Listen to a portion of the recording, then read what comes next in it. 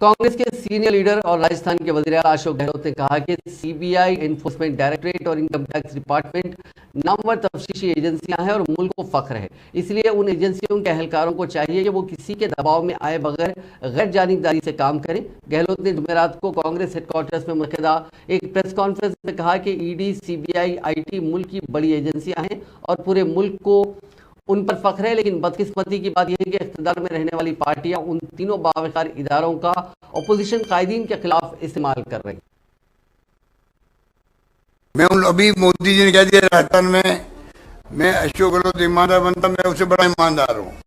मैं कहना चाहूंगा वो फकीर बनता, मैं उससे बड़ा फकीर हूँ।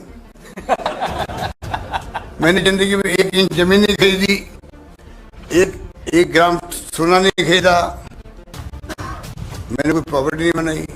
मेरी बेटी की शादी में कोई 90,000 का मेरे को लगता है मेरी वाइफ ने चेक दिलाया होगा, तो मैं भी बड़ा फकीर हूं उनसे। इसलिए वो दावा नहीं कर सकते कुछ भी। उनको चाहिए ईडी, इनकम टैक्स को रोके, उनको चाहिए, प्राइम मिनिस्टर को चाहिए।